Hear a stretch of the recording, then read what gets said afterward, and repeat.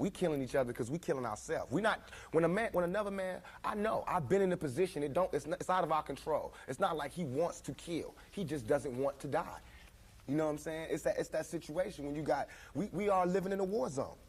It's not as easy as these people are making us think, that they just got some criminal-ass black kids with guns. It is not like that. We live in hell. We live in the gutter. We got us stacked up 80 deep in one building.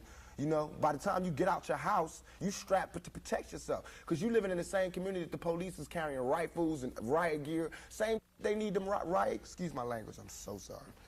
The same reasons they need the riot hat, the riot jacket, the flak jacket, the double vest, the 9mm Glocks with extra bullets, the tear gas, the mace, all that. Who do you think the police is using that against? Dogs? So we fighting the same villains that they fight in the street. But instead of them seeing us fighting villains in the street, we all villains. Is your generation the one that is picking up for where the Panthers left off, saying, all right, enough is enough? The generation before us forgot about the fight. We're picking it back up. Not only forgot about the fight, forgot about us. Yes, and we're picking it back up. But at this level, all we're trying to do is unite. And right now, as a year, we got 1 million people that's listening. Now we can tell them something. Now we can try to get them that way, and we might lose some. We might gain some, but we would never even have that audience had we not said what was real.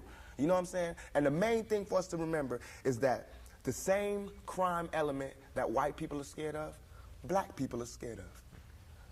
The same crime element that white people fear, we fear. So we defend ourselves from the same crime element that they scared of. You know what I'm saying? While they waiting for legislation to pass and everything, we next door to the killer. We next door to him, you know, because we up in the projects where it's 80 in the building. All them killers that they letting out, they right there in that building. But it's better, just because we black, we get along with the killers or something? We get along with the rapists because we black and we from the same hood? What is that? We need protection too. Finally, I want to ask you about something that someone else asked you in the interview, and I thought the answer was interesting because I think it speaks to you and your generation a lot. Someone said, where do you see Tupac 10 years from now? You said, hey, I just want to be alive. That's real for you. That's so real. I made a metamorphosis. I'm a new person today. Because I used to strongly and honestly, I feel like I could represent my generation so much because I honestly did not care whether I lived or died.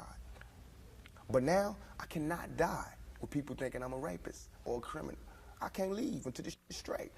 You know, I'm not suicidal. I can't go until y'all really know what time it is. And then after that, boom, it's all over. And we can see, you know, how this shit fall. But that's how it is. And the reason being is because if I can't live free, if I can't live with the same respect as the next man, I don't want to be here. Because God has cursed me to see what life should be like. If God wanted me to be this person and be happy here, he wouldn't let me feel so oppressed. He wouldn't let me feel so trampled on. You know what I'm saying? He wouldn't let me think the things I think. So I feel like I'm doing God's work. You know what I'm saying? Just because I don't have nothing to pass around for people to put money in the bucket don't mean I ain't doing God's work. I feel like I'm doing God's work. You know what I'm saying? Because these ghetto kids ain't God's children.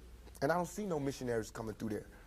You know what I'm saying? So I'm doing God's work. While Reverend Jackson do his up in the middle class, and he go to the White House and have dinner and pray over the president, I'm up in the hood, you know what I'm saying, doing my work with my folks. And just because I don't live there don't mean I don't go there. I got to go there because I can't hang nowhere else.